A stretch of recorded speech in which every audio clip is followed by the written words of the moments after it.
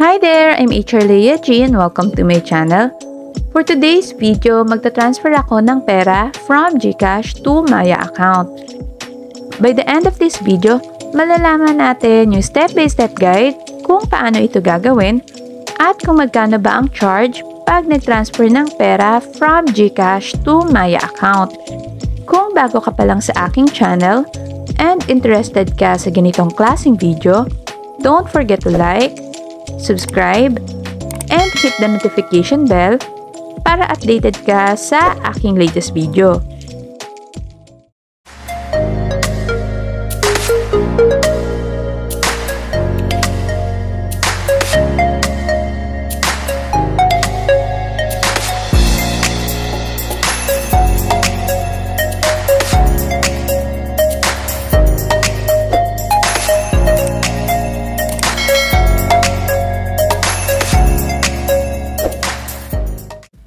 First, mag-login lang tayo sa ating GCash account. Pag nasa GCash dashboard na tayo, tap lang natin yung bank transfer icon.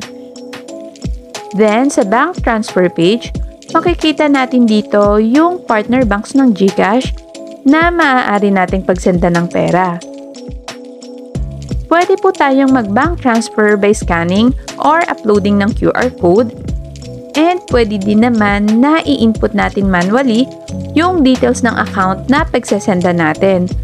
Since sa Maya account ako magta-transfer ng pera at wala ito sa mga nakadisplay na partner bank sa screen, tap lang natin yung View All para makita yung complete list ng partner banks ng GCash. Then sa search bar, i-type lang natin yung Maya. Lalabas po yung dalawang option, yung Maya Bank Incorporated at Maya Philippines Incorporated / Maya Wallet.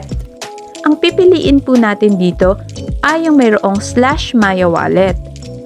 Next, need natin i-input yung amount, account name, at account number. Sa portion ng Send Receipt to, yung active email address po ang ilalagay natin dito. Optional lang naman ito at pwede namang hindi natin lagyan. Sa pag-input ng details, make sure na tama yung ilalagay natin. Most especially yung account number para hindi tayo magkamali ng pagsasenda natin ng pera. Next, after ma-input yung account details, tap lang natin yung Send Money. Mayroon pong 15 pesos charge or fee kada transaction pag magta-transfer tayo ng pera from GCash to Maya account, regardless po kung magkano yung amount na ipapasa natin. Next, need natin i-review yung details na inilagay natin. Kung tama naman lahat ng details, tap lang natin yung Confirm. Kung magsasend naman tayo ng pera using QR code, tap lang natin yung Scan or Upload Bank QR. Then, mag-a-appear yung QR reader. Itapat lang natin yung Maya QR code at antayin itong mascan. Kung nakasave naman yung QR code sa ating gallery, tap lang natin yung Upload QR code. Then, magdadirect ito sa ating recent folder. Hanapin lang natin yung QR code. After ma-upload or mascan yung ating Maya QR code, automatic mafi-fill in na yung account name at account number. Yung amount na lang yung i-input natin kung magkano ang ipapasa natin at yung email address. I highly suggest na kung magpapadala ng pera, much better na humingi tayo ng QR code to ensure na tama yung account name at account number na pagpapasahan natin. Para po sa mga hindi pa maalam sa pag-generate ng Maya QR code, meron po akong video na ginawa kung paano ito gagawin. Makikita nyo po yung video link sa end screen ng video na ito.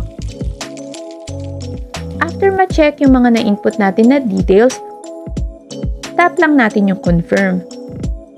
Then may ipapadala na 6-digit authentication code sa ating GCash registered mobile number.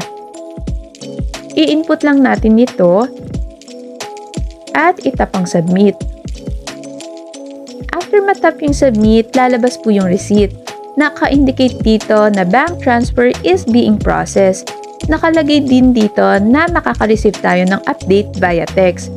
Kung successful po yung transaction, makikredit naman ito in real-time instantly. Pero kung ang update po na nakalagay ay pending bank validation, mapaprocess po yung bank transfer ng 3 to 5 business days pa. Yung pinasa ko na amount is 3,250 plus 15 pesos transaction fee, kaya ang nadeduct sa GCash account ko is 3,265. Nakalagay din dito sa receipt yung InstaPay invoice number at reference number. Huwag po natin kalimutang i-screenshot or i-save yung receipt. Tap lang natin yung X or back icon para bumalik sa ating GCash dashboard. After ng bank transfer, automatic mababawasan na yung balance na ating GCash wallet. Makaka-receive din tayo ng receipt via email na successfully transferred na yung pinasa natin na pera sa Maya account. Nung chinek namin yung account na pinagpasahan namin, pumasok na yung pera na pinadala namin. Makikita natin sa transaction na real-time naman pumasok at na-credit naman agad yung bank transfer. Ganun lang po kadaling magpasa ng pera from GCash to Maya account. Sa next video ko, magbibigay naman ako ng ilan sa mga tips para maiwasan yung aberya during GCash bank transfer. Make sure po na nakasubscribe kayo sa aking channel at i-hit ang notification bell para ma-notify kayo once uploaded na yung video. Okay, so that's it for today's video. Kung meron kayong questions or clarifications, just comment down below. And don't forget to like and subscribe to my YouTube channel. Para naman sa mga mas detailed na questions or concerns, you can reach me sa aking Facebook page at huwag pong kalimutang mag-like at i-follow yung aking page.